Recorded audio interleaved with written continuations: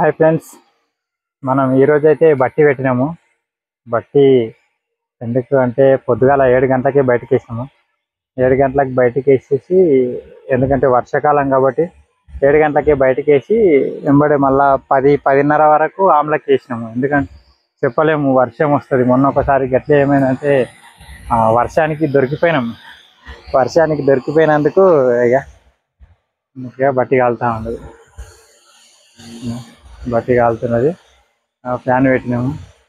Fan పెట్టి గాలి లోపలికి పంపిస్తుంటేనే అక్కడ వెనక సైడ్ అనేది కట్టెలు ఉంటాయి. ఆ కట్టెలు కాలినాయంటే మనకు తొందరగా ఒక 2-3 గంటల వరకు అయితే బట్టి వచ్చేస్తుంది. అట్లా ఈసారి బట్టి పెట్టేటప్పుడు మాత్రం దొరికిపోయినాం అన్నట్టు. సెగ వస్తూ ఉంటుంది.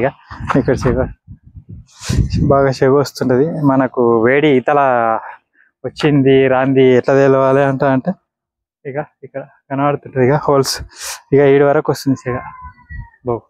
సెగ ఇక్కడ వరకు వస్తుంది. అన్నీ ఇట్లా చెక్ చేసుకోవచ్చు. సెగ ఇక్కడ వరకు వస్తుంది చూడు. ఇది కూడా ఇది తక్కువ, ఇది పై వరకు వస్తుంది సెగ. అది మనం ఇది చూసుకోవచ్చు. ఈ ఉబ్బరం అయితే మస్తు ఉబ్బరిస్తుంది. ఈ ఉబ్బరానికి తగ్గట్లు వర్షం వస్తుందని అనుకుంటున్నాను నేనైతే. మరి వస్తుందా, మరి ఏం చేస్తా. నల్లగానే కింద కాలుకాడ కూడా సెగ కనబడుతుంది. కట్టెలు చిటా చిటా అంటుండే, కట్టెలు కూడా అంటుకుంటున్నాయేమో అనుకుంటా.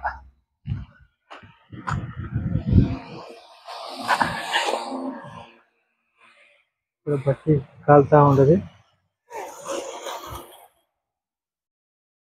నల్లగా అయినాయి, కనబడుతుంది కదా మీకు. నల్లగా అయినాయి. ఎండకు ఉండి బట్టి కాలవాలంటే ఆశమాశ కాదు. ఇక చూడండి, నల్లగా అయినాయి. అయితే ఒక 2-3 గంటల వరకు అయితే బట్టి వచ్చేస్తుంది. ఇక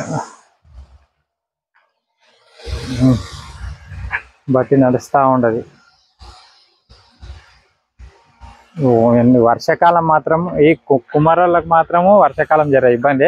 ఎందుకంటే వర్షాకాలం తొందరగా బట్టి పెట్టి కాల్చి బయట పడితే టెన్షన్ ఉండదు అన్నట్టు. లేకపోతేనంటే ఇక మనం వానకు దొరికినట్లే అనుకో, ఇక మొత్తం ఇబ్బంది అవుతుంది. మాలు ఖరాబ్ అవుతుంది.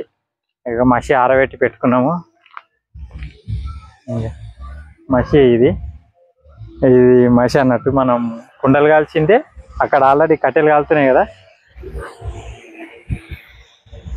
ఆ కట్టెలు కాల్చే అదే బూడిది, అదే మసి. ఇక